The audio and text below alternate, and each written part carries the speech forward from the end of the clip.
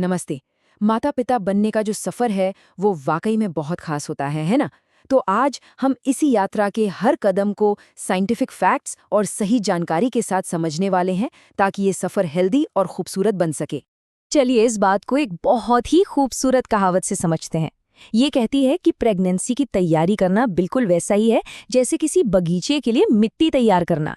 मतलब अच्छी फसल के लिए जैसे एक माली महीनों पहले से जमीन तैयार करता है, ठीक वैसे ही हमें अपने शरीर को तैयार करना होता है। तो इस सफ़र का जो पहला पड़ाव है ना वो प्रेगनेंसी से भी काफ़ी पहले शुरू हो जाता है।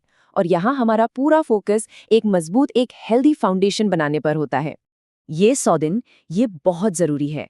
कंसेप्शन से ठीक पहले के ये 100 दिन एक गोल्डन अपॉर्चुनिटी की तरह हैं।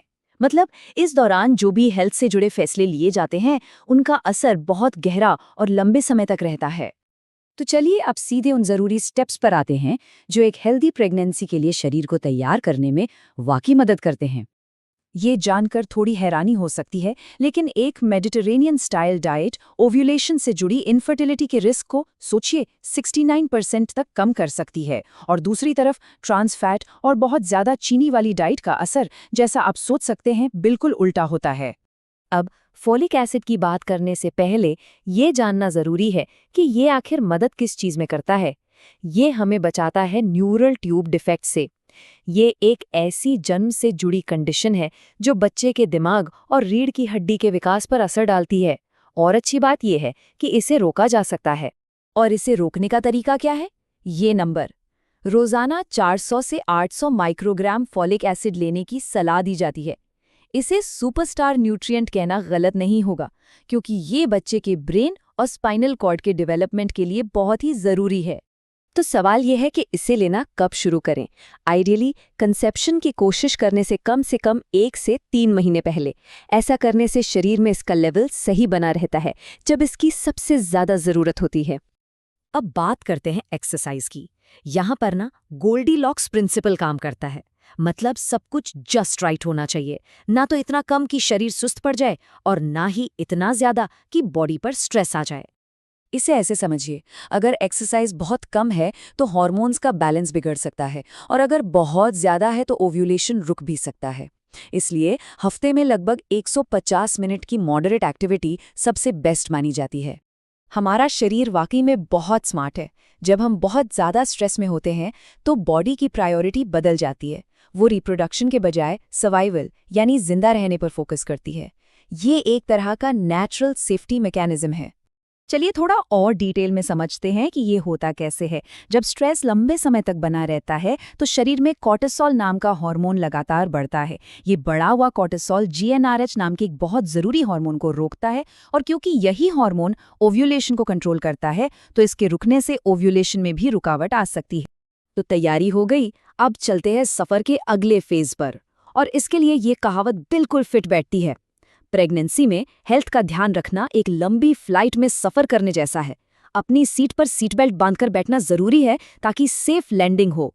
तो अब हमारा फोकस इस बात पर होगा कि एक बार प्रेगनेंसी शुरू हो जाए तो अपनी सेहत का ध्यान कैसे रखा जाए। और इस स्टेज पर सही और फैक्ट्स पर आधारित जानकारी सबसे ज्यादा जरूरी हो जाती है। चलिए अब एक बहुत ही इंटरेस्टिंग काम करते हैं।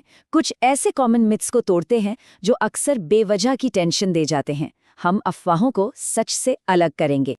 पहला मिथक, 2 लोगों के लिए खाना। इसका मतलब ये नहीं है कि आपको पहले दिन से ही डबल खाना शुरू कर देना है। सच तो ये है कि कैलोरी की ज़रूरत बस थोड़ी सी बढ़ती है, वो भी दूसरी तिमाही में लगभग 340 और तीसरी में 450 कैलोरीज। एक और बड़ा मिथक, एक बार सी सेक्शन हो गया तो हमेशा सी सेक्शन ही होगा। ये सच नहीं है।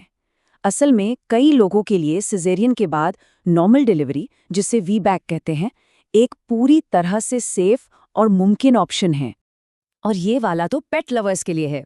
मिथक है कि प्रेगनेंसी में बिल्ली से छुटकारा पाना पड़ता है। बिल्कुल नहीं। सच ये है कि आपको बस एक चीज से बचना है, उसका लिटर बॉक्स खुद साफ करने से। ऐसा टॉक्सोप्लाज्मोसिस नाम के इन्फेक्शन से बचने के लिए किया जाता है। तो मिथकों को पीछे छोड़कर अब बात करते हैं कुछ ज़रूरी और प्रैक्टिकल सेफ्टी गाइडलाइंस की, जो एक हेल्दी प्रेगनेंसी के लिए बहुत काम की हैं। तो कुछ रोजमर्रा की चीजों पर बात करते हैं। देखिए, अल्कोहल की कोई भी मात्रा सेफ नहीं मानी जाती, तो इससे पूरी तरह दूर रहना है। कैफीन, हाँ, दिन में 200 मिलीग्राम तक आमतौर पर सेफ है। गर्म चीजों जैसे हॉट टब या सोना से बचना चाहिए। हेयर डाई अगर किसी हवादार जगह पर की जाए तो सेफ है। और स्विमिंग, ये तो एक बेहतरीन एक्सरसाइज है। आराम करते वक्त या सोते वक्त सबसे अच्छी पोजीशन कौन सी है? अपनी बाईं करवट पर सोएं, खासकर दूसरी और तीसरी तिमाही में। इससे बच्चे तक ब्लड और ऑक्सीजन का फ्लो सबसे अच्छा रहता है। तो इस पूरी बातचीत का निचोड़ क्या है? बस यही कि इस सफर के पायलट आप खुद हैं। जब आप जानकारी के साथ सही हेल्थ चॉइस लेते हैं तो इस सफर का कंट्रोल आपके हाथों में होता है।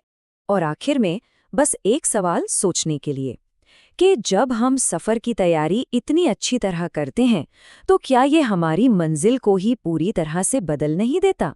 एक बेहतर, एक हेल्दी शुरुआत देकर।